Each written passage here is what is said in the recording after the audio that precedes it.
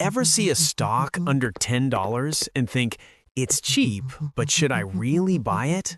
Look, hesitation like that can keep your money sitting in cash while the market silently moves on without you. If you're someone who's stuck wondering where to start because every pick feels risky, hit subscribe and like this. Because this might actually shift your thinking. My name is Eli Ledger, and I spend way too much time thinking about how everyday investors overthink cheap stocks.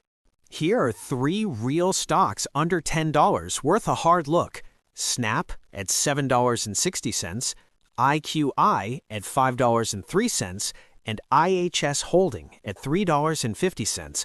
But what most people don't realize, the cheap stocks aren't worthless. They can represent real businesses, growing users, building infrastructure, and creating consistent revenue streams.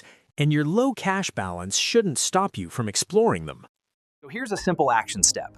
Pick one stock, run the numbers yourself, and see if it fits your strategy. Follow informed, disciplined investing. Real investing isn't luck, Faye. It's understanding the business, the market, and your goals, then making smart moves over time. Do your own research, make informed choices, and if this helped even a little, hit like, subscribe, and start building smarter money moves.